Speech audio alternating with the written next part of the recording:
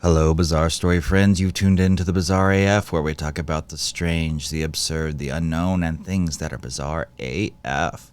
I'm Kevin. I'm going to be your host for today's episode, and as always, we ask that you keep an open mind, keep a skeptical ear, but keep listening to the facts as we take you on our newest journey. True story, a living psychological nightmare.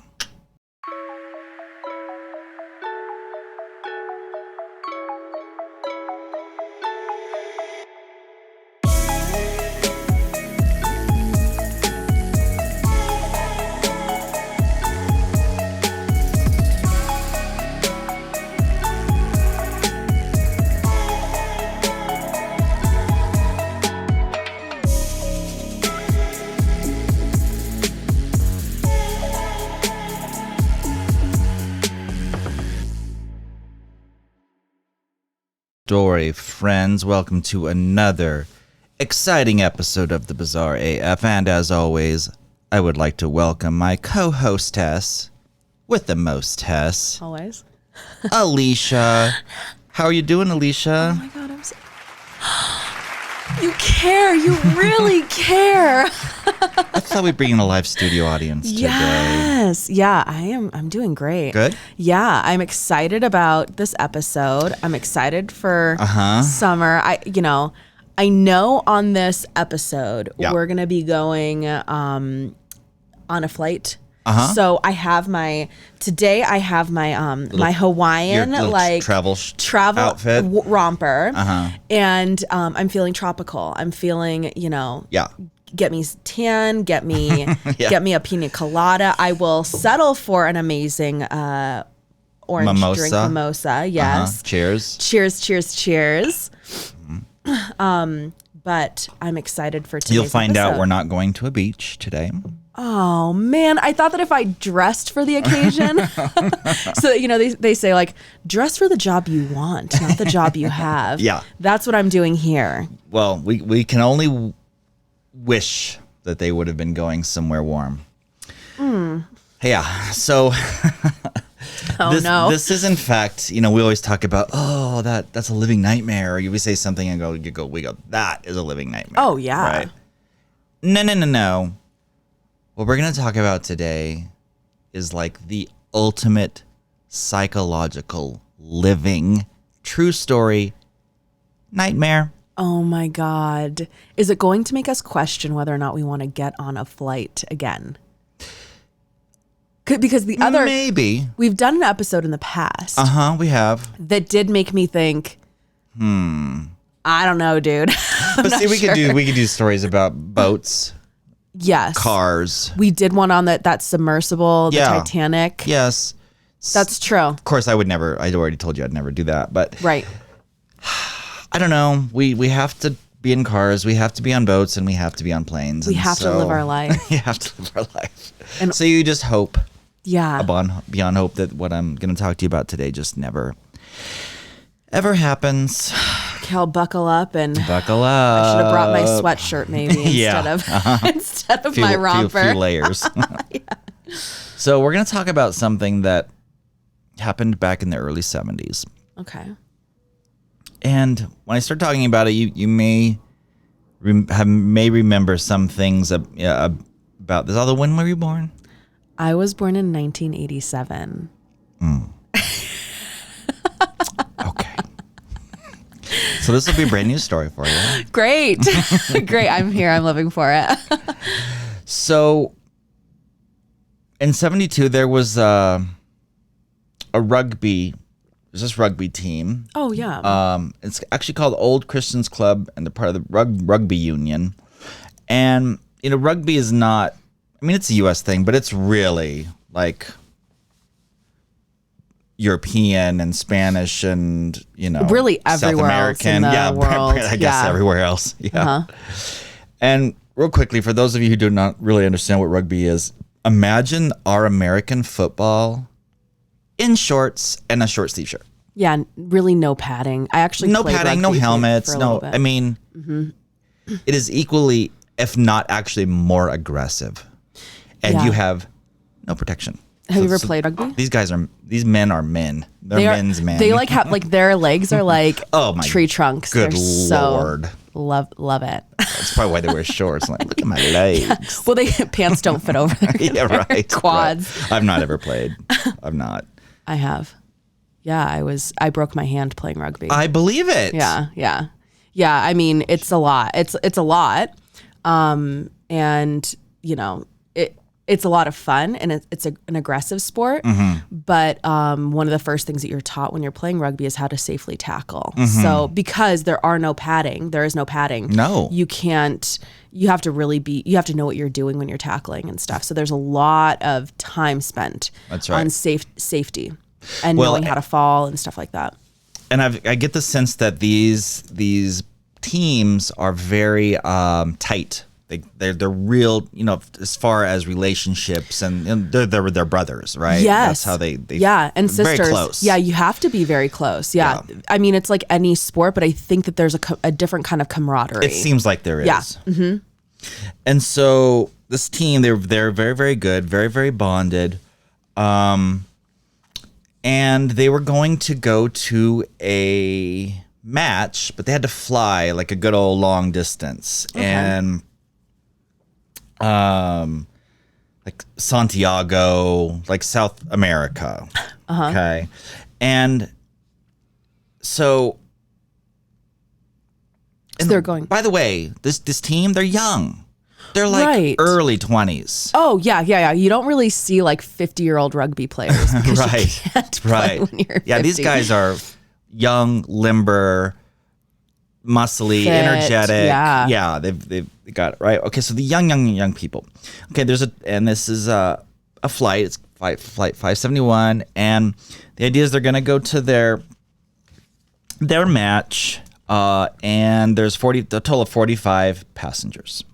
45. Okay. 45. Yep.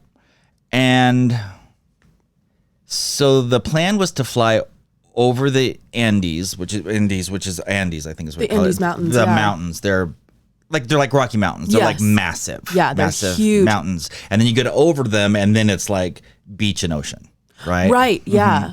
So they were going to play an exhibition game in Chile. Oh, okay. It was a low pressure game. It was wasn't really part of any seasonal match. It was more of just kind of like an exhibition game, and while we're in Chile, let's have a little vacay. Yes. Let's have some fun. Yeah. So they chartered this U.S. Air Force military plane, which I guess was quite common in Uruguay at the time. And so it was going to be a very straightforward 4-hour flight. So on October 13th of 72, it's Montecillo to Santiago. And because they had bad weather, they were going to make a stop in Mendoza. Because you're not supposed to fly over the Andes in the afternoon because of the way the winds work, and it just makes it really, really treacherous. Oh, God, yeah. And because of some laws and other kind of crap, these U.S. military, these flights, these planes, they couldn't stay in on Argentinian soil for more than 24 hours. Like it was some weird law or agreement or whatever. Sure. Like if you have if you have a military flight landed there for over 24 hours, we think you're going to try to take over our. Yeah. Who knows? That makes sense. Yeah. And so they didn't make a flight that day. So they were totally going to be F. So everything was like rushed. And so, but the pilots say, okay, we need to be really cautious because there is some really bad weather. So they knew somewhat what to expect. And so they're like, okay, we're going to have to go way, way south to Managua, I think is what it's pronounced, and then over this pass over to Chorico, and then up to Santiago. So if you're watching on video, it's like you go north and you travel way, way, way, way south, and then you go west over the mountains, and then you go up to your destination. They had to do that because of weather. They still have to fly over the Andes, but they just had to go take a really weird long path. Okay, so they get down to their turning point, and guess what time of the day it is? Afternoon. Of course. Because it takes so fucking long for them. Yeah. So they hit this really bad turbulence. And at one point, they actually hit an air pocket, made them drop 2,000 feet in an instant. Like, that's how bad things were getting. No. That's a big drop. Yeah. And they're completely covered in clouds. Like, no one can see anything. Sure, yeah. No visibility. Yeah. And then at a moment, the clouds open up. And for a quick second, they see the mountains, like huge rocky mountains that they are flying through. No. And from that moment, it was about 3 seconds later, the right wing hits the side of the mountain and shears it off. And then pops the back of the plane open. And so the last 3 rows are just sucked right out of the plane. Oh my gosh. And so now miraculously, this plane is now heading, so it hit the mountain. Yes. It kind of went up, and now it's going down the other side of the mountain. Oh my God. God. The front half fuselage of the plane, right? Right, because the last 3 rows are just gone. And so it hits belly first, and then that impact caused the left wing to break off. Oh, great. And so now you have this wingless fuselage sliding down a mountain at 200 miles an hour. It's like a bobsled. Yes. Oh no. Okay. How scary would that be? Okay, like we're talking about this right now, right? You and I are talking about this. This is terrifying. This is probably happening in a matter of seconds. So you don't really, it's almost like a blessing that you don't really know what's going to happen. Yeah. Because it's happening so quickly. Yeah. You can't brace yourself for it. Yeah, wings popping, plane splitting in half, sliding down a mountain, left wing pops off, chaos. Yeah, you're going down, you're bobsledding, you're sledding down a mountain, and you did not ask for it. No. Wasn't part of the agenda. Oh my God. So it travels about 2,000 feet from the top of the ridge to this abrupt stopping point. It hits some rocks and it just stops. And this captain, Marcialo, there's a guy named Roberto Cassina, and then Gustavo Supino. And Cassina and Supino happened to be both medical students also. Oh, okay. So the team's captain, yep. Yeah, so they don't have much training, but they're the ones that have some training. Yes. So they kind of jump up into action. And of course, there's people just dying. They're screaming and in pain and dying. And so it stops. Yeah. They immediately jump into action. And are like, yes. How can we help? Yeah. Of course. One, bravo. Yeah. I would be in shock. Yes. I would probably be there thinking, what's just happened? Yeah, you're like, what? Where am I? What is going on? Yeah. Yeah, trying to get your bearings. They jump up right away and say, how can we? What can we do? What are we going to do? That's who you want on a flight, right? Well, they said one of them was in shock. He just lights up a cigarette and he says, we're dead. He's lighting up. We're fucking dead. We're just one dead. of the people. One of the passengers. Yeah. He's just so in shock. He just lights up a cigarette and he's like, we're dying. We're dying. We're dead. He's a realist. Yep. Shock. So Absolute shock. There's other people. They're all reacting different ways. Some people can get out of the plane, pacing back and forth. They said this one guy kind of lost his mind. He was pacing back and forth. He's like, I'm the president of this country. Nothing bad's going to happen to me. I am invulnerable. Just losing his shit. He has a break. Yeah. A mental he's break. Breaking, right? Which, let's be honest, we would all want, like, that's a realist. That's someone who's like really seeing it. I would say like people who are like reacting normally, you're not really thinking in a real. No. Like that guy is Can't like more prepare for that. Fuck no. That guy's more like probably based in reality, like saying, I'm president of the United States. Like this fucking crazy ass shit happened, so I can say whatever the fuck I want. Right. I mean, because everyone behaves differently. Yes. Right. Yes. Yeah. Another man starts running toward the airplane.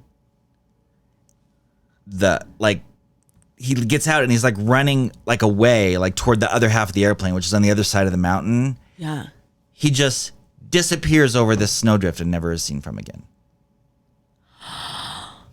Oh, so you know how you hear like fight, freeze, or flight or whatever, Fight or flight, yeah. that like that reaction. Oh, he took flight. Yeah. And disappeared. I wonder if he had like some kind of concussion or something from that's highly probable. Yeah, like he probably like his brain was fucked up from of course it's like a, you're experiencing this, it's extreme. You do not know how to react to that kind of trauma. And then on top of it, he probably had some kind of brain injury and was acting like a rabid dog or something. Exactly. Just fucking ran. Holy shit. Yeah. And then you're sitting there. If it were me, I'd be like sitting in my seat thinking, holy shit, what is going on? Yeah. Where am I? What do I do? What is happening? I can't unbuckle. Like, even if I've gotten into like a minor fender bender, my brain. You're just, it's like shock. I can't think of like, I can't think of like, okay, like, especially at a traumatic event, you can't really think through things properly. Like, for me, I'm thinking, wait, what number am I supposed to call? Where's my cell phone? Just like, it's like you're like 20 seconds behind time. Like you're slogging through it. But yeah, people like to think about smoking a cigarette. If there is ever a time to smoke a cigarette, my friends. Yeah, right after. It is right after you have been on a flight. Of a mountain. Oh my God. And you've tobogganed down. And this is only the beginning. Oh my God. This is just the very beginning of our nightmare. Right.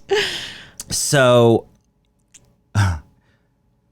one of the players, named Nuendo,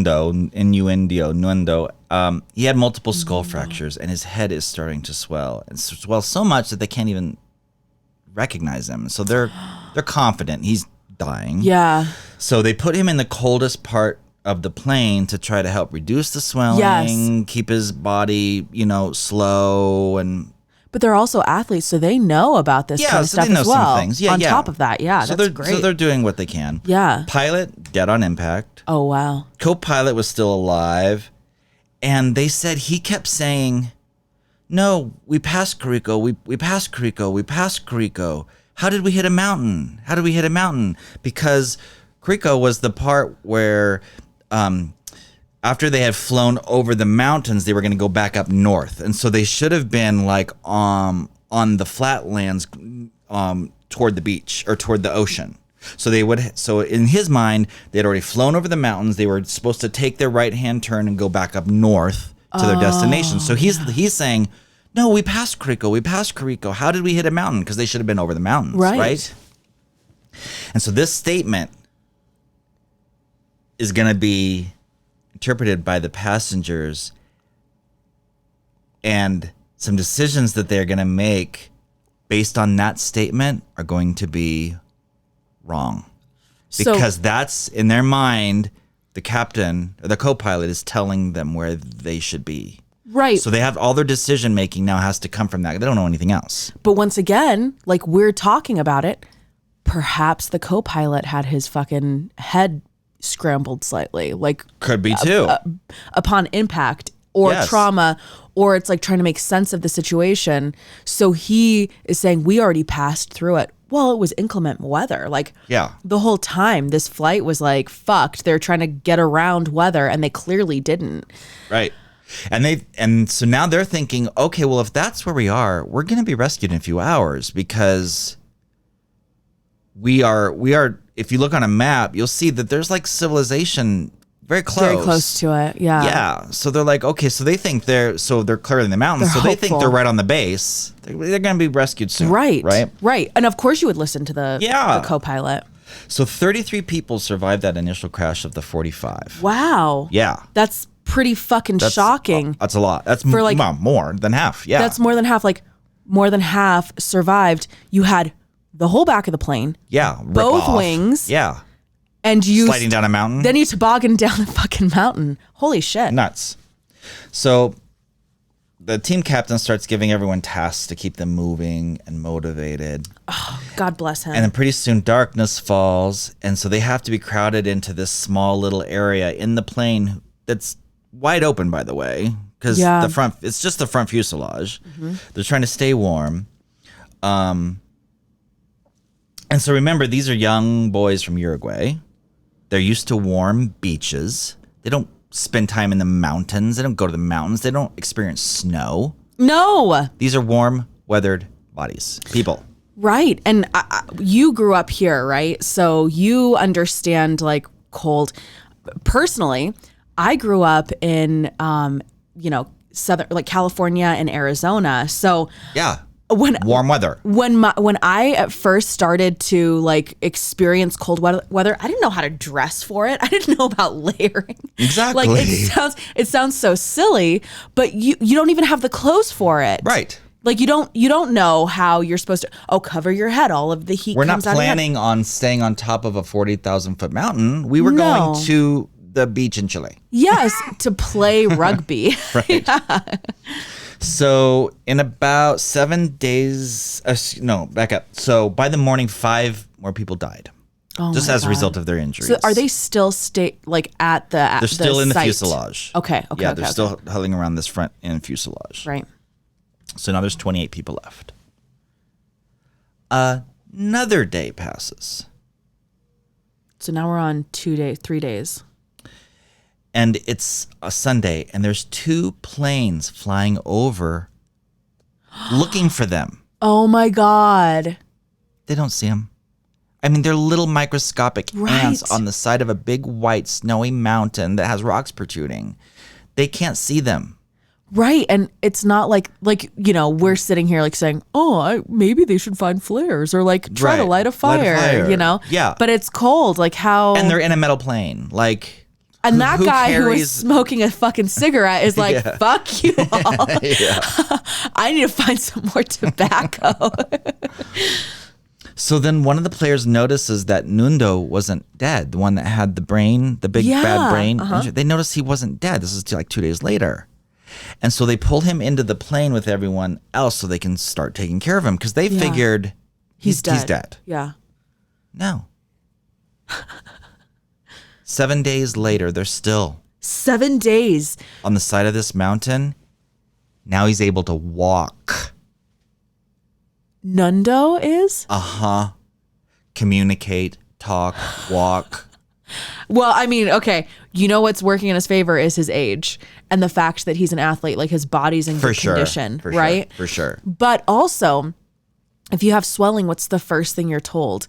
You have to compress, also put some cold and heat and stuff like that. Yeah. But that cold did him wonders. It did wonders. Yes. Fuck. He was alone. Amazing. He was alone, and yet they're like, oh, it's been how many days? 7? Mm-hmm. They're like, oh, he's not dead. Let's just go and check on him. Oh, he's still not dead. Okay, let's grab him. Oh. Amazing.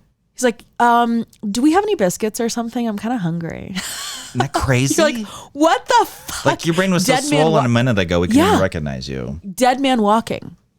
Crazy. So they're able to generate water by melting snow on some black aluminum parts that they had found from the plane. Oh, yeah. So, I was wondering about and that. they did have some candy bars, some crackers, wine, and some snacks. And so they're just obviously trying to ration small little squares of chocolate or a cracker. And then they would maybe take a little cap of, red wine. And, they're really just trying to ration. Right.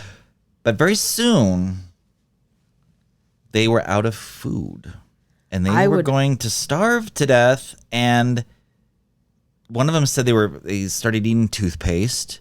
And at one point, it was almost like a treat to them. Oh, of course. Like tasting that sweet toothpaste. Someone gets a little cap of it. And, it was like, it was a treat. Right, because it's been over a week at this point. That's right. So they find a small radio, And they're able to hear a Chilé radio station and news and hear that people are looking for them. They hear the news saying, we are looking for these people. So they can hear them on the radio. Which is a blessing and a curse. Blessing and a curse. Because you're listening to it and you're like, can't. oh, cool. I'm right here. Yeah. Yeah. Oh, cool. Like it's like you have to adopt, not to bring Star Trek up again, but you have to. Like you have to adopt that Star Trek thought process where it's like, nobody's going to come to save you. Right. So you need to figure it out how to make it easy to, one, you have to figure out how to save yourself. And then two, you know, you just have to figure, you can't put anything, like just assume nobody is going to find you. That's right. If you're listening now, smoke that cigarette. And be prepared. Be prepared. Always be prepared. So now they're totally out of food. Oh my God. What is around 7 them? days. Airplanes, metal, snow, and rocks. Rocks. They are in the top of the mountain. It's not even like there was vegetation. Right. There's nothing like, you don't have like moss even to like click or whatever. Like there's nothing. No. So they've got to figure out, we've got to get out of here. And it's all young, like young guys. The thing that's kind of surprising to me is that they're not like, okay, how do we get down and out? It's been a week. Exactly. It's kind of surprising that they don't try to find a way. And so they're desperate. They're trying to find anything. And they try to tear the airplane seats apart to see if maybe there's like straw to eat. Yeah. They try to eat actually the leather, thinking, oh, it's an animal byproduct. That totally makes them sick because you know how processed leather is. Right. Yeah, they process it with all these Stain chemicals. And chemicals. Yeah, that totally made them sick. They had no options. The only choice left was to eat the dead. Oh my God. One, you never want to be in a situation where you have to do that. But are you curious as to what they taste like? Sort of. I totally am. Like, curiosity will kill me. It would take this situation for me to do it.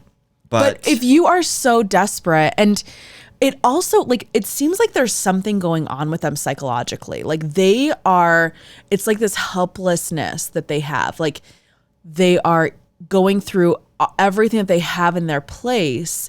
And it's like, it's almost like they don't have the confidence to try to leave the crash site.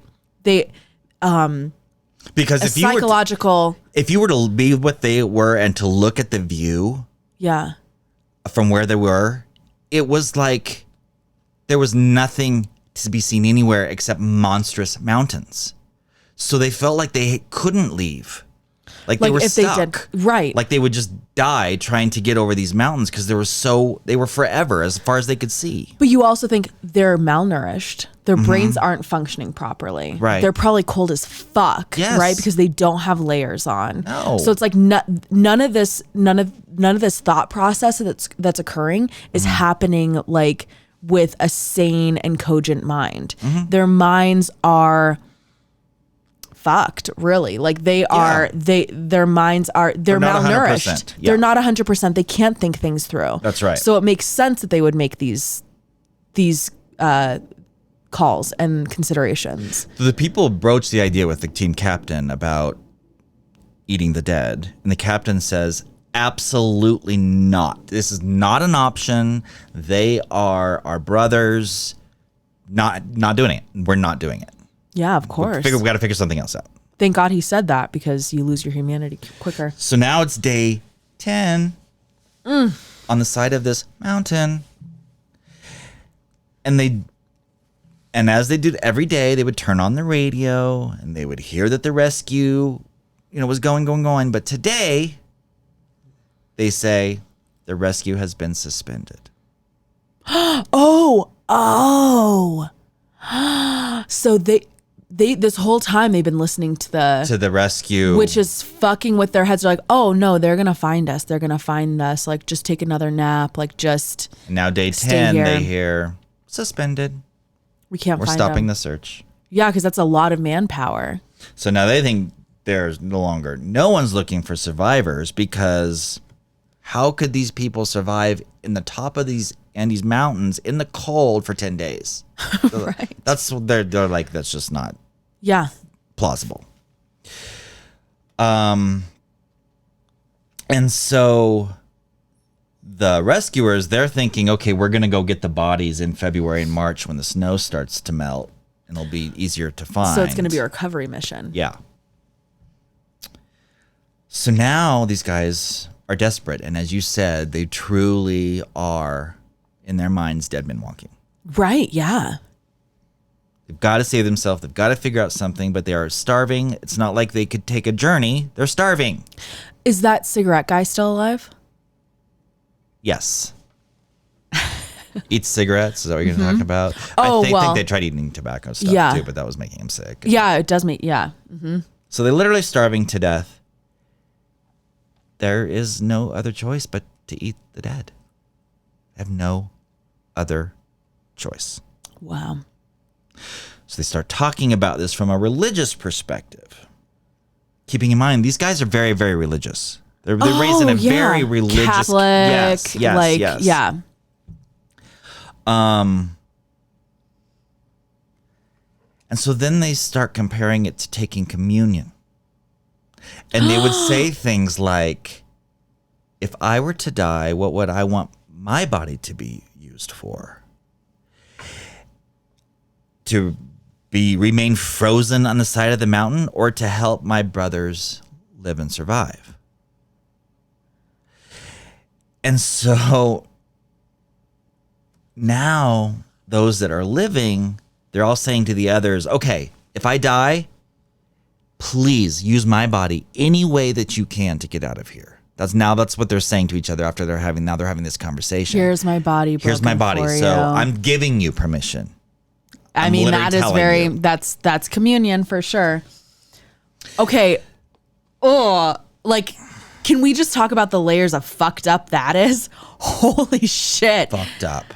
But also, honestly, like, they weren't going to leave the mountain any other way. Like, now it's like, okay, we have to. Circle of life. And I hate to say it like that, but I mean, it's life giving life. Yes. Sustaining life. That's, yes. I mean, that's hardcore, that's like an extreme situation. But to be completely honest, I mean, I would probably, like, I would hope that I would say the same thing. Yeah. So 3 boys get the job of harvesting the meat. Oh my God. These 3 boys are cousins to each other. These 3 are related. And they're on the rugby team. And the team, reason they do this is to save the emotional burden of people knowing exactly who they are eating. So they're like, we will do it.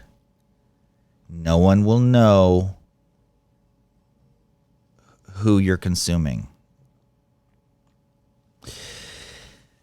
And they had to improvise tools. So they did happen to find an axe. They would use screwdrivers, made knives out of pieces of window plastic from the plane. So initially they would remove sections from the back and lay it on the fuselage to let it dry in the sun. And then it would be consumed. Oh my God. And even though the search was actually called off, obviously the families were not giving up. Sure. Yeah. These are our loved ones. Exactly. You would hope you'd have a family who would say the same thing. Yeah. So these families are consulting psychics and mediums and anybody they can think of that could potentially help them locate their loved one. Their loved ones. Like that's the fucked up thing about, psychics is like, you have some of these people, I mean, fucked up, but also, they serve a purpose. Like, do I believe that some of them are actually psychic? Yes, I've experienced something like that. But the majority of them are charlatans. Mm-hmm. At what price? Like, what price is comfort to a family? And, sometimes they're providing quite a bit of comfort to people, like, because they were desperate all too. They're going to do anything purposes, they can. You want to try to find, nobody's helping, all these flights and stuff, like, you still believe that and I think that we're all connected, that you have a feeling if somebody's alive or dead. Yeah. I've experienced that. And you just innately know. And these people they're like, I know that, my loved one's still alive. I'm going to try to do anything. You're throwing everything at the wall to see what's going to stick. Of course you're doing that. Just like they were doing anything to survive. People are going to do anything they can think of to help and find desperate. them. Desperate. One of the families started hiring helicopters and small planes to fly over the area that they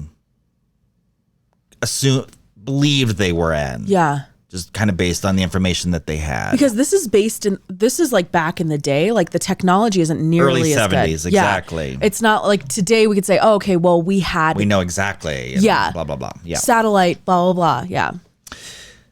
Okay. So now they have a source of food. Right. They have a source of water. They know how to make water. And some level of shelter with the fuselage. Right. And so now they're starting to get a routine. And I hate to say the word and feeling more comfortable, but comparatively speaking, from day one to now, I mean, they understand. At least they understand what to do. What the weather's like. Yeah, exactly. What to expect. Everyone probably has a job. So there's a group that's being formed that they call the expeditionaries in this group of guys. And they're forming this group and they call them the expeditionaries. And so the purpose of these guys was to see if they could find a trail, or to figure out and try to get a better view of the surrounding area. And so they would fashion snowshoes out of materials from the plane. They would try to make some sunglasses to protect their eyes. I mean, they were very, very resourceful. Oh, yeah. They find nothing of use, but they're getting desperate because they are running out of food again. Oh, no. And so one night they go to sleep and they hear this like rumbling. And it's just getting louder and louder. And suddenly they are buried in snow from an avalanche. Oh, you were not kidding. It just continues to get worse. Worse. So this avalanche occurred because the fuselage opening was faced uphill. So like when the avalanche came down, it's not like it went over the fuselage and they had an air pocket. No. The snow went right into the plane. Oh my God. And buried them in this plane. Ugh. And they're sleeping. So now they're entombed. Yeah. In snow, in a plane, on a mountain. So when it stopped, those that weren't covered, they start digging themselves out. And they got it to a point where they could uncover their face so they could breathe. Then comes a second avalanche. Shut up. These people cannot win. No. If you want to go, okay, if I'm going to try to be like, not devil's advocate in this situation, but these motherfuckers are not leaving the crash site. They are not trying to get out. Like, they are not trying to better themselves. They're assuming that somebody's going to save them. Yeah. And like, you have to want to save yourself first. It's like RuPaul's quote, like, you know, if you don't love yourself, how the hell is anyone else going to love you? Like, but it's like, if you want to save yourself, you have to do something. You can't expect someone else to be your savior. Especially at this point. No, it's been over 10 days. Yes. And they're still not fucking learning it. No. Like if I were a religious person, like they are, I would be like, maybe God's trying to tell me something. Mm-hmm. You know? Yeah. Get people. No. Out. Yeah. Leave the fucking crash site. 2 avalanches. Well, I tried telling you guys, like, I sent one avalanche. You didn't fucking listen. Sent a second avalanche. You're still uncertain as to whether or not you should leave the area that you've been in. They're entombed like this for 3 days. Shut up. Could you imagine sitting like that with your just being able to breathe for 3 days. My husband's not even going to be able to listen to this episode. I know. Really? No, he won't be able to listen to it. Is that his like That's his like fear? His fear is like Yes, being claustrophobic. I cannot imagine. 8 men die, Of course they do. Only 8 though. including The captain. So now there's 19 men. Maybe it was worth it. Maybe the captain was steering everyone fucking wrong. I don't know. So now there's 19 who are crammed into that space that really could fit 4 comfortably. Oh my gosh. The silver lining is that they now had a new supply of food. Yeah, I mean, for them, that's exactly what they're thinking about. They're saying, oh, yeah, no. This will allow us to stay here for another fucking month. Right. like, well, this is going to have to end at some point. You have to try to leave. No one's going to save you. More people are dying. Like, how insane is that? We started with, 45 passengers on this flight, okay? Mm-hmm. And then 28 people survived, right? The plane crash. Then, we keep on going down and like in the amount of people. Now we have 19. 19 people are left. Yes. Now we're down to 19. Maybe we need to fucking do something different. Maybe we need to leave this area. Mm-hmm. The expeditionaries need to get on it. Expeditionaries need to get on it, grab an arm, take it as like a fucking a granola bar. Yep, an arm and a bar. An arm as a bar. An arm bar. Start making that trek down. Yep. Do something. The issue now, too, is now they know who they are eating. Before they didn't. Now they will have to know who they're eating. Well, guess what? Fucking sucks to suck. You guys should have tried before. Like, it's just a whole new level of psychological terror. Yes. Yeah. Yeah. Layers on layers. This onion keeps on unpeeling. And so as the days go on, they start coughing and sputtering and realizing we are running out of oxygen. Because keep in mind, they're still entombed. Oh my God. So they're eating these people while entombed. They're like entombed and they're like, nom nom. Here's John. Nom nom nom. Yes, that's what I'm saying. A whole new level of psychological terror. And they're clearly not like, yes. So these people I just feel like clearly, their priorities are just a little off. They're and it's off. easy for us to say this, by the way. Let's right just make that clear. But they've had like traumatic encounter after traumatic encounter, and it's just like layered on top of each other. Yes. Your brain is fucked. Yes. Period. Especially when you're running out of oxygen. And you're running out of oxygen. So they finally dig their way out. Which I'm not sure why they didn't do that days ago, but nonetheless, they finally dig their way out. Helplessness. But now, obviously, they've been eating much more than just backs. They've been having to eat everything. And so some are saying we're savages now. We've lost all humanity. We're just beasts. This is just us, yeah. We're just beasts. And others disagree. And they said, no. This is all about humanity. And it's just the pure essence of themselves. And again, they're starting to worry about what's going to happen when we run out of food. It's going to happen again, by the way. That will happen again. They've been starving for a very long time. We're on day 36. 36 over a month. We are now on day 36. And who knows if they're actually like recalling what this is. Like they probably don't know how much time's passed. Like the passage of time. It probably seems like it's been forever since they've been there. Of course. Right? And who in normal civilizations going, oh yeah, those guys are still alive? No one. Never. None. I would never. They're gone. They're dead. They're gone. Yeah.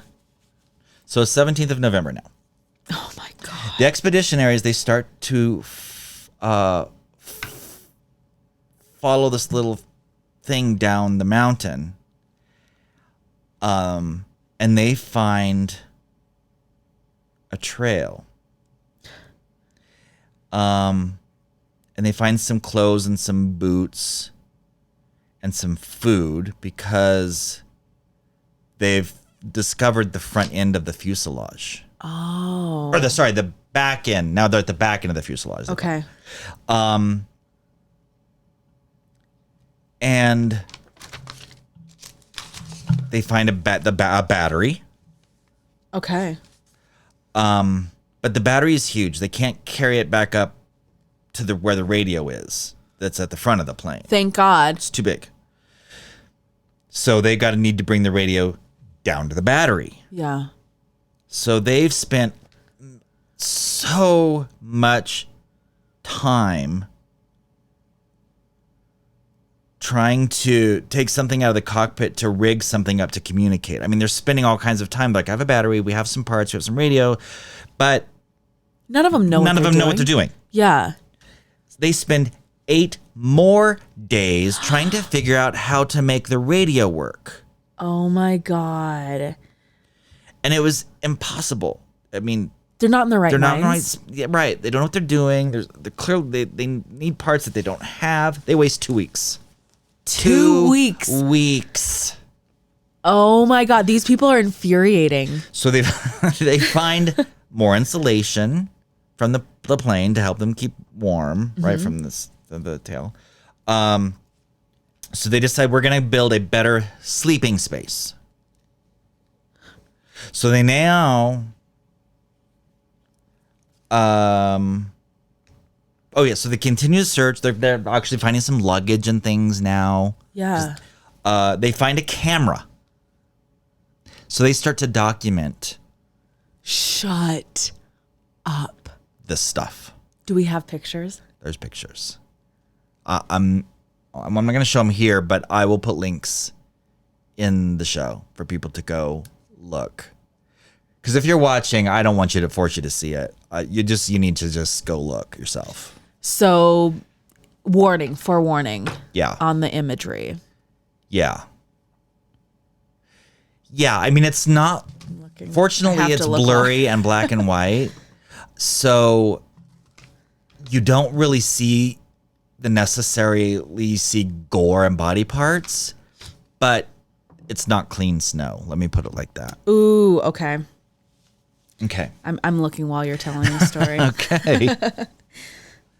So they decide they got to decide who is the strongest among them now to go get some help. I mean, they've finally deduced that they've got to do something. They can't keep just trying to survive on the side of this mountain.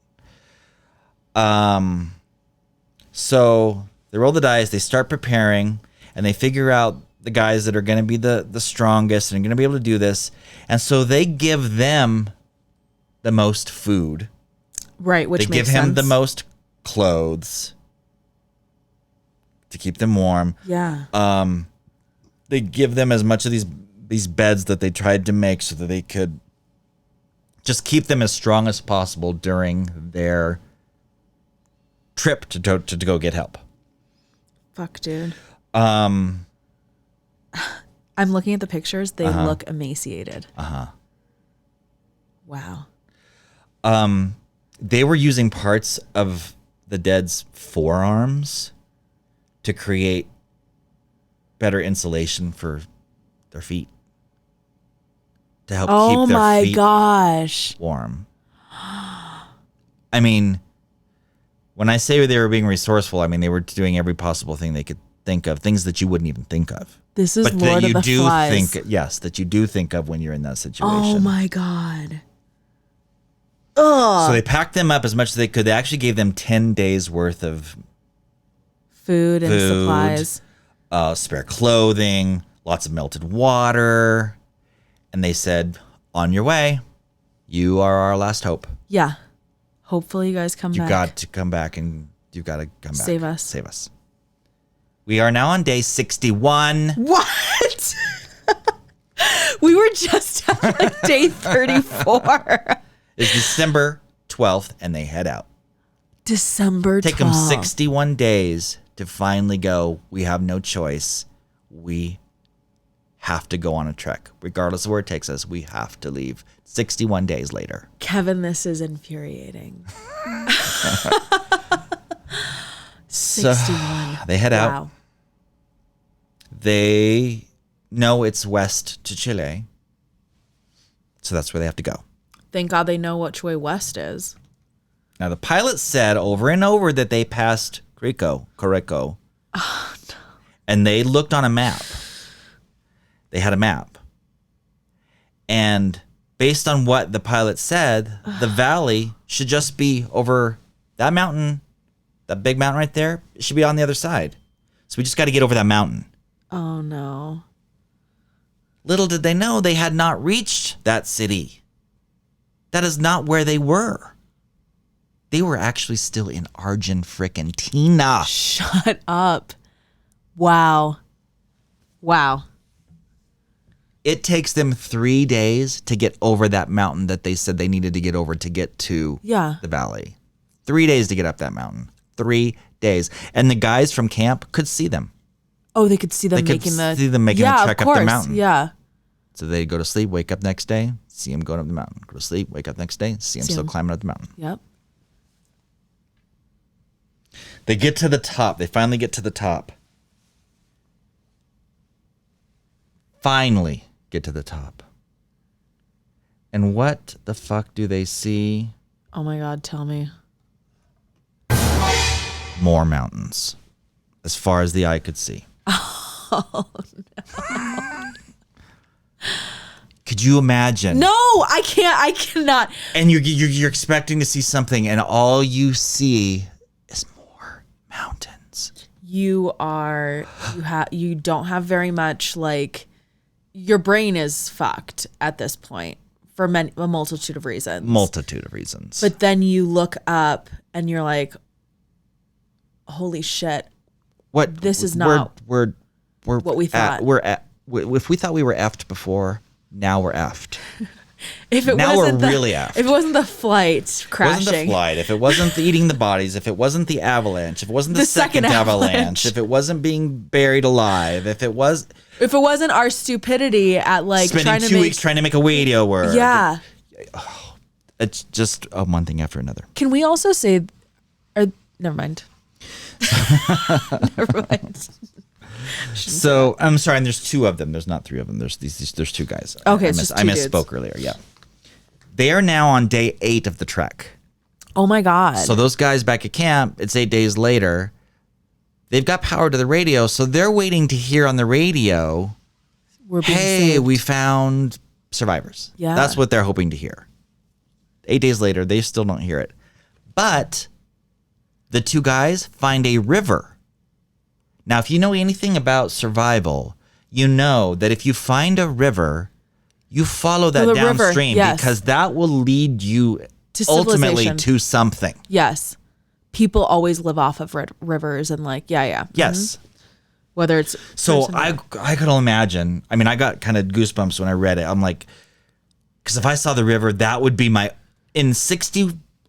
now what is it? We are on day 71 or something. I finally find a river. It would be like winning $1 million. Yeah, absolutely.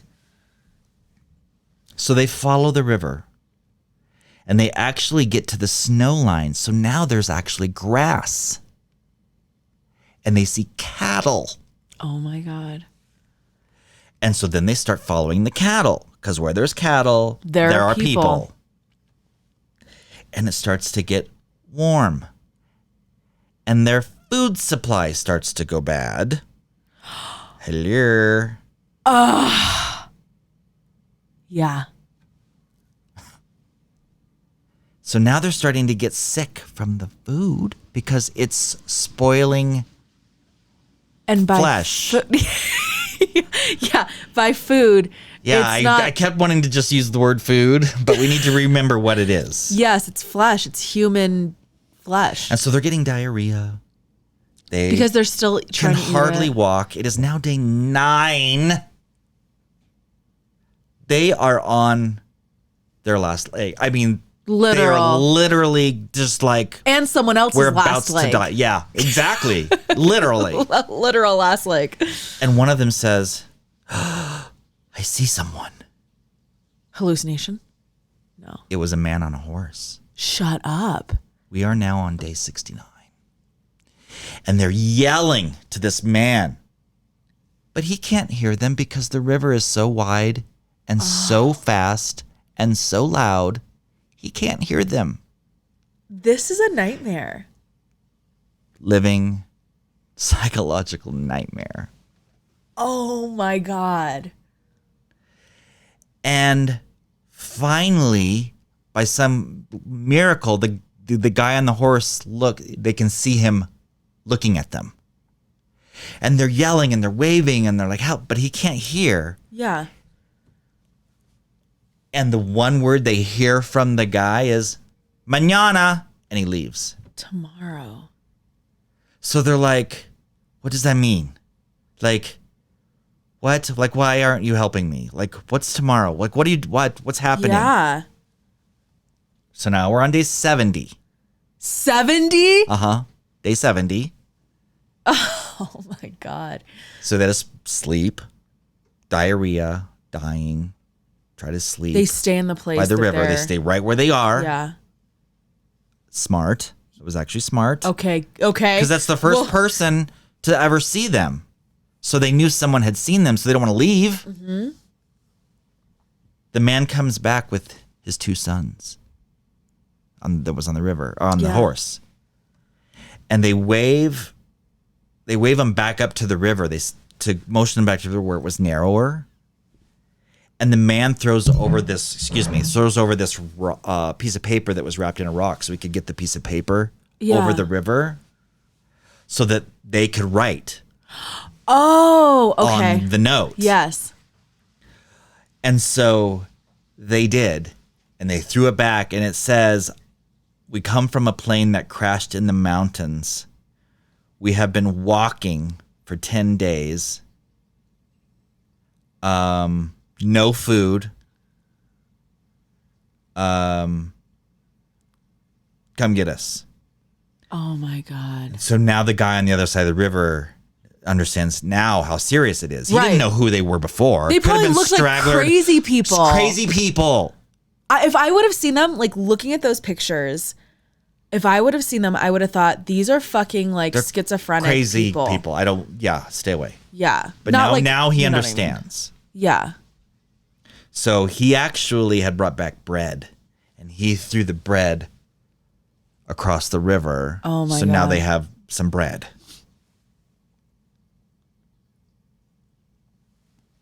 Nearest help was 10 hours away. So they leave. Right. Pretty soon, we are now on day 72. Oh my God. The military guards arrive. But all the press gets wind of it. So all the press is coming. So, I mean, everyone is. So they're like, wait, stop a second. You're telling me that the men we were looking for 72 days ago, 2 of them have been found. This was the biggest story. Of course it was. Yeah. Ever. Yeah. So it's a story of survival. They swarm. Everyone swarms. It's absolute crazy. And all the press wants to know was, how did you possibly survive for 72 days? What did you eat? How did you survive? These 2 guys will not answer them. Yes. And they didn't think it was appropriate. Right. It wasn't appropriate. It's not appropriate, yeah. You know what the answer is. Let's be honest. You know what the answer is. Yes. You have an idea of what the answer had to be. So, but they're not just trying to give support to their friends at this point. The guys on the mountain, they heard on the radio that they were found. So that's hope. Hope. Yeah. Hope. Hope. The first hope you've had in over 70 days. Yes. Over 2 months. 2.5 months. Oh my God. So now they know they made it. So they want to get back to the plane to show them, because that's where they're going to get directed to is this plane. And so the two guys that found the help get on a plane. Oh my God. They're directing, right. Would you want to get on a plane? To save my friends, I probably would make myself. Yes. But at the same token, you're like, if I crash again. like I've had one piece of hope in the past 2 fucking months. Yes. You're telling me to get back on a plane? Last thing I want to do is get cleaned, lay in a bed, and eat a fucking cheeseburger. I don't want to get back on that plane. But your friends. You're like, what they've gone through. You would do it. You would do it. Yeah, absolutely. Well, the pilot keeps saying, you guys are crazy. This is not. You're lost. You're lost. This is. You don't know what you're doing. Yeah. And they're like, you better effing listen to us. We know what we're talking about. We know where to go. Yeah. We just did it. Well, the guys back on the mountain, they go, oh, shit. We've got to clean this place up. They're going to come here and see this. We can't leave it like this. Right. We have like fingers and bones and shit all over the place. Meat drying on the plane. There's like blood everywhere. Their slaughter area. I mean, could you? Okay. No. So they're like, it was like a living graveyard. Like, we've got to do something. Yeah. We have to, let's tidy up. Well, the copies, you can't, it's snow. It's not like you're going to be able to bury it's not possible. No. But they did the best that they could. But the stench, can't hide the stench. No. And all the blood and all this, blood on snow, like God. Anything on snow just shows up straight away. So they do the best they can. Finally, the helicopters arrive. But guess what? They could only fit 6 people. Oh. So they go down, they quickly pick up 6, and they leave. So who do you choose to be the 6? Right. You would have to choose the people who need to leave the quickest, yeah. So now those guys had to stay there another night. Oh my God. But okay. But at least they're coming back. You know that they're coming back. You know that they know where you are. Yeah. You know that you're not going to have to that would the give end is in sight. That would give you abilities to do that another night. Yeah. For sure. Okay. So they go back, they pick up the rest, and the pilots later said when they arrived, they were scared to see all of the blood and these crazy people, how they looked. They look crazed in those pictures. For 2.5 months. Yeah. Can you imagine? No. Unrecognizable. No, savages. Like they're savaged. Yes. They have been savage because they had to be. It is people who are up against everything. Yes. They have not been able, things that we're used to in normal society. They have not had any of those comforts. Right. These people are, dressing, with dead people's outfits, they don't, nothing fits them very well. They've probably lost oh my God, so much weight. I mean, they look emaciated, gaunt and so gaunt, crazy. Oh God. Yeah. No, the last thing when you're eating human beings, the last thing you're going to think about is, how does my hair look? Right, exactly. You're not going to be thinking about this doesn't how you're fit very well. Yeah. I don't like this fit. Oh gosh, does is my hair out of place? No, that's not what you're thinking of. No. You're thinking of where, hopefully I'm not going to get sick again from eating my friend. I can't even. Yeah. I cannot. So we have a total of 16 survivors. 29 perished. 16. That's still unfathomable. It's unfathomable. I mean, I think about it, and would you want to be a part of the 16, or would you want to be the first 3 or the back 3 rows that just died straight away? Oh, right. That is a good question. So November 22nd, November November 22nd, that first group was taken.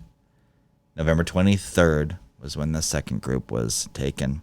So 72 days after that crash, they had ultimately gotten all survivors. 72-day nightmare. 72-day psychological nightmare. And did that guy did the guy who had the cigarette, was he one of the survivors? Who knows?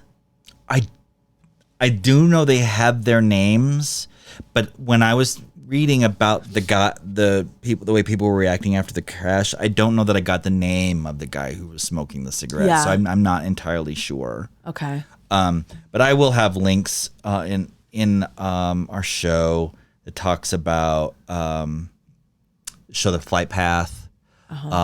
Show some of the links to the pictures that you were looking at a moment ago, the names of the survivors. And there's actually, they wouldn't talk about it for the longest time, which you can imagine. Like, why? I don't need to talk about it. Yeah. Like, I don't need to, but they did. I don't really need to relive it. They very recently, the three of the survivors talked about it. There's such a stigma attached to people who eat other people, rightly so, right? Yeah. But at the same time, like, it's so rich for us to sit here and be like, you ate your friends, like, ew. And that's what happened, because all the newspapers would do was say, oh, they survived like cannibals. Yeah. And survivors eat their buddies and just eat their teammates, which, oh my God. Like your whole life is just not just like significantly changed. It has, but like you're never going to be the same person. No, you will, like, to even live a normal, quote unquote, normal life. Yeah. Three of the, so as of this very day, 15 of those 16 survivors are still alive. Oh my God. And a few of them have gone on to extremely successful careers and just like unobscure things, I don't know, like a business finance or, Sure. whatever, right? So and I can only attribute it to probably love and support of their family, but they didn't like lose their shit. Like, they continued to live and survive and grow and remain human. Yeah. Still having your humanity. Humanity, that's the word. What I also wonder is, like, if you've had such a traumatic experience, like, I know traumatic experiences tend to make people want to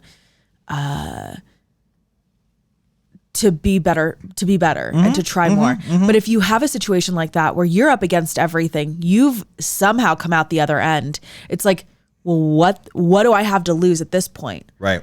Like, I wonder if that thought process has also played a role in success. I wonder. Or the very opposite, not being successful or not try, I don't know.